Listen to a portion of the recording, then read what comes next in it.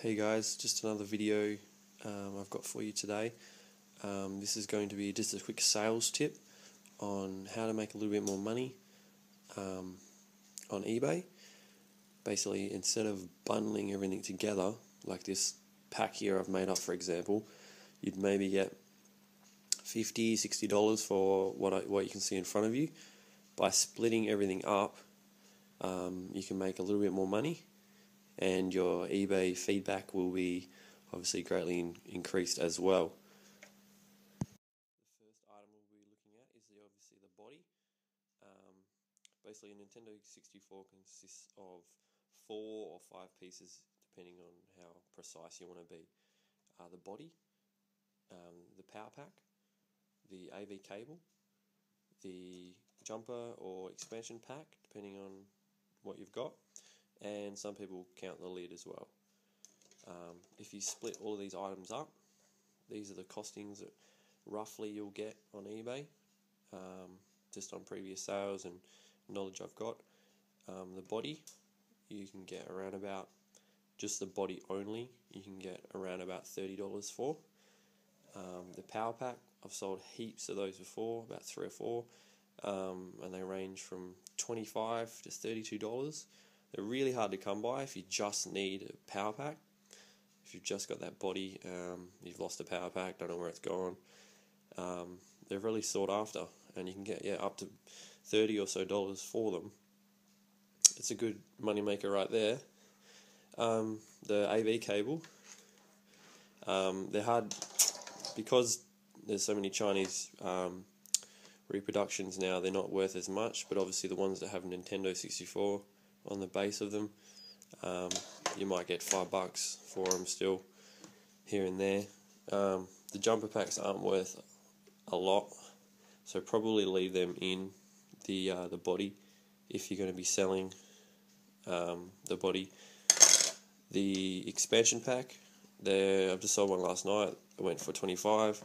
I've seen them up to, there's people buy it now, it's for up to $50, but obviously they're not going to sell unless you really, really want to play Donkey Kong or Zelda.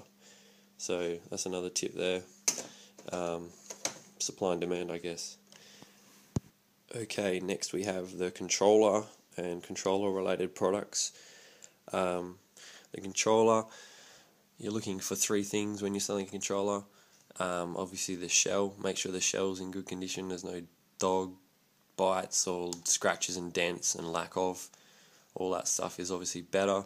The joystick, make sure it's in good condition. This one here you can see has got a little bit of movement to it.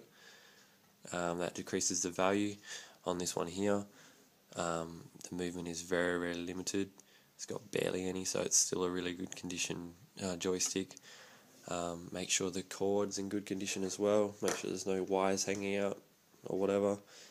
That'll affect the value. Obviously the colour as well.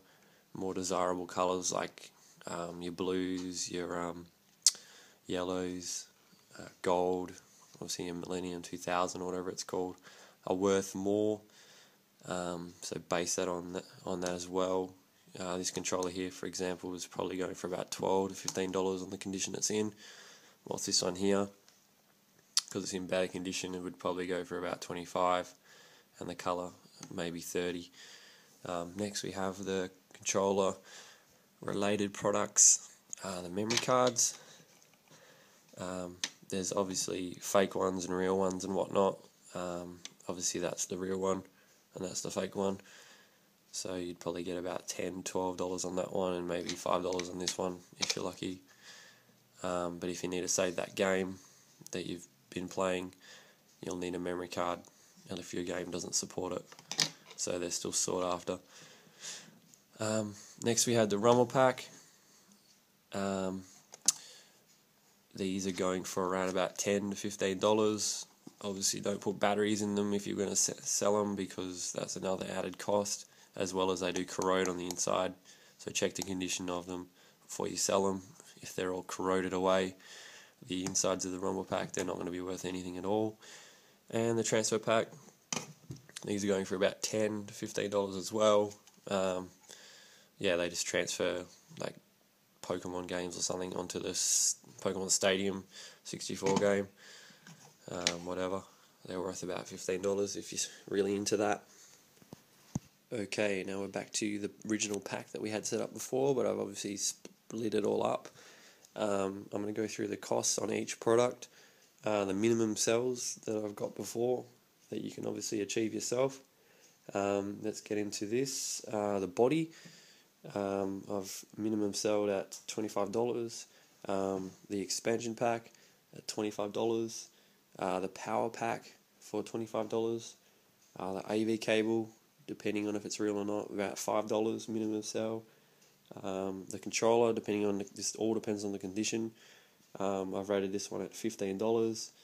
The memory card at $5, and the rumble pack at $10. Adding all that up together equals $110. So that $50 or $60 price tag you had on all this together has turned into about minimum $110. So you've nearly doubled your money just by splitting it up.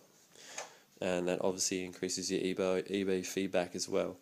So it's a good exercise to do if you've got the time to do it, obviously. Thank you for watching this video.